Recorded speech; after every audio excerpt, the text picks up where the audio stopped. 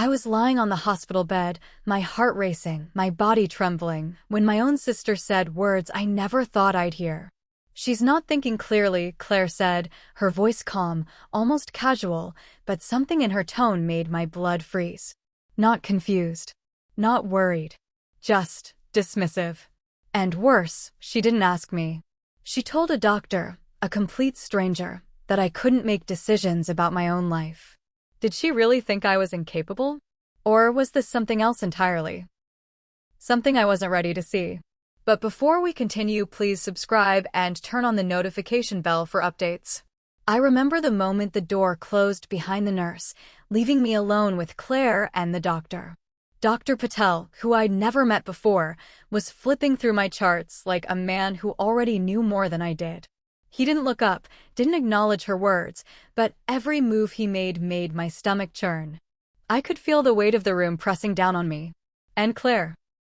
She was smiling ever so slightly, the kind of smile that hides secrets. Have you ever seen someone look so satisfied while you feel so trapped? It's a feeling that sticks in your chest. I tried to speak, to tell him that I was fine, that I could make my own decisions, but the words wouldn't come out.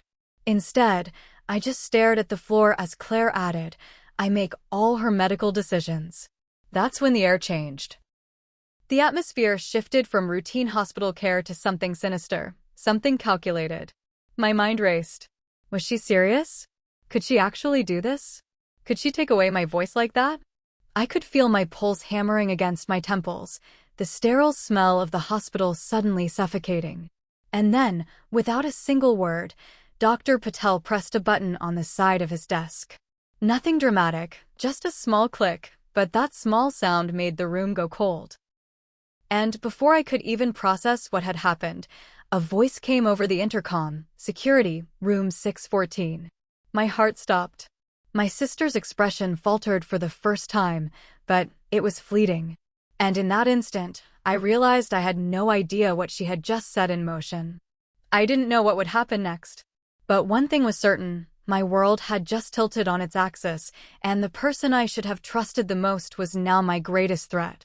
And what came next would change everything. And no one saw it coming. I always thought sisters had your back. I really did. But lying on that hospital bed, staring at Claire's calm, self-assured face, I realized how wrong I had been. She wasn't worried about me. She wasn't thinking about my health. She was thinking about control. And suddenly, all the little moments from our past, the arguments that always ended with her winning, the subtle manipulations I'd shrugged off, they started to make sense. It started with a memory I couldn't shake.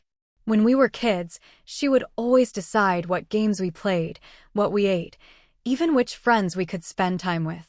Back then, I thought it was just her personality, bossy, maybe a little selfish, but now, in this sterile hospital room, I saw the pattern. And it terrified me. Because this wasn't just childhood control. This was calculated, deliberate, and dangerous. Claire leaned over the bed again, pretending to adjust my blanket, but really, I think she was just asserting dominance. I could feel her gaze, sharp and unyielding, like she was marking territory. "You just need to rest," she said, but it didn't sound like care. It sounded like a warning. I wanted to tell Dr. Patel that I was fully capable of making decisions, but every time I opened my mouth, I froze. The words stuck in my throat. Have you ever felt paralyzed, knowing your life was literally being rewritten by someone else? That's exactly how it felt. Dr. Patel didn't look up. He kept scanning my charts, silent, calm, unreadable. That only made Claire bolder. She pressed her point, adding again, "I make all her medical decisions." And the room went quiet. You could feel the tension crawling under your skin. I could hear the faint hum of the machines around me, each beep echoing like a countdown. My mind raced. Was she really trying to steal my autonomy? Or was there something deeper at play? Something I couldn't see yet? And then, just as I started to panic, Dr. Patel's hand moved to the side of his desk. There was a soft click, a single, deliberate press of a button. My heart stopped. I didn't understand what it meant, but I could feel the shift. Something had been set in motion, something I wasn't prepared for. And that's when I heard it over the intercom, Security, room 614. I froze. My sister's smile faltered ever so slightly, but only for a moment. And in that moment, I realized this wasn't just about the hospital. This was about control, power, and a betrayal that ran far deeper than I had ever imagined. But what was coming next would change everything, and I had no idea how close I was to losing everything. The moment the doctor didn't look up, I realized something bigger was happening. Dr. Patel wasn't ignoring Claire because he was distracted. No, he was observing, calculating, and waiting. I could feel it in the way his eyes flicked across the charts, the subtle shift in his posture. He wasn't concerned about my sister's claims, he was concerned about her motives. And for the first time, I realized someone in this room actually saw through Claire. I could barely breathe as he finally spoke, his voice calm but firm. "Claire, could you step outside for a moment?" The words were almost casual, but the power behind them was undeniable. I watched my sister's eyes widen, just slightly, the smug certainty I'd seen for years faltering for a split second. It was tiny, almost imperceptible, but I saw it. Have you ever seen someone's whole world crack in a single moment? That's exactly what happened. Security Officer Ramos arrived quietly moments later, his presence understated but authoritative. He didn't rush in. He didn't make a scene. He just stood by the door, hands folded, watching. I couldn't understand what was happening. Was this standard procedure? Or had my sister triggered something far bigger than a disagreement in a hospital room? Every instinct screamed that this wasn't just about me being confused. Something more dangerous was at play. And then I started to notice the little things Dr. Patel had done before Claire even stepped out. The way he positioned the charts, the subtle click of the button on his desk, the quick glance toward the security panel. He hadn't panicked, but he had prepared. He had been ready for this. And suddenly, the realization hit me like a punch to the chest. Claire had overplayed her hand. She thought she was manipulating him, but she didn't realize that he had been observing her every move. I wanted to speak, to thank him, to ask what was happening, but my voice caught.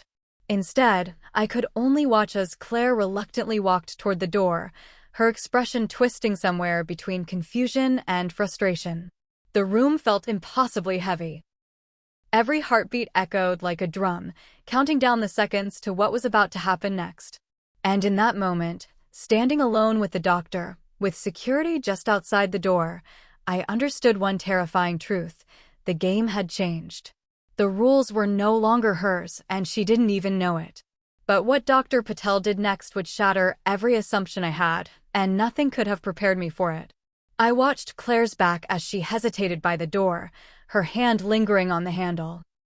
The smug certainty that had dominated the room was gone, replaced by something unsteady, almost vulnerable. And I realized, for the first time, just how carefully Dr. Patel had orchestrated this moment. He wasn't just protecting me, he was setting the stage for truth to come out. "Emma," he said, finally turning his gaze toward me, calm and measured, "your sister misrepresented your mental state. She tried to make decisions that are rightfully yours." His words hit like a shockwave. My throat tightened, my chest burned, and yet I felt a strange mix of relief and disbelief. Relief that someone could see the truth. Disbelief that my own sister could go so far. Security Officer Ramos stepped just inside the doorway, a silent sentinel. He didn't say a word, but his presence was a clear warning. Any interference would not be tolerated.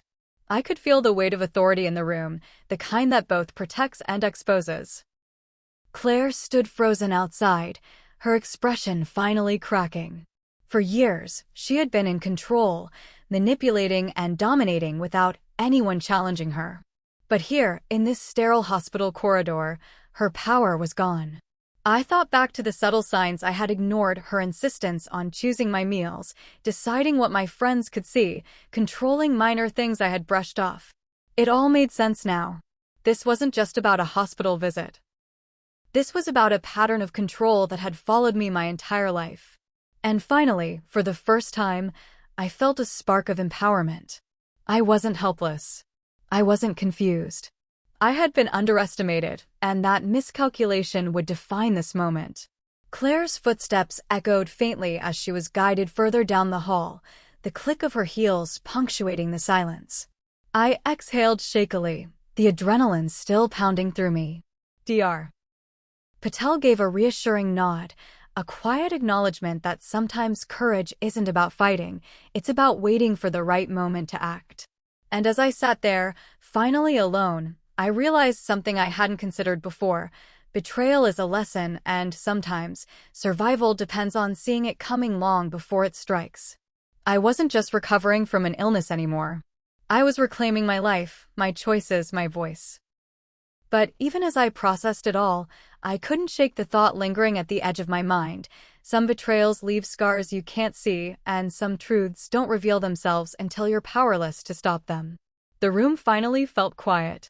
The hum of machines was almost comforting now, a steady rhythm after the chaos. I leaned back against the hospital bed, feeling the weight of what had just happened. Claire was gone, escorted out by security, her facade broken. And for the first time in hours, I could breathe. But relief came mixed with disbelief. How could someone so close, someone I trusted my whole life, betray me so completely?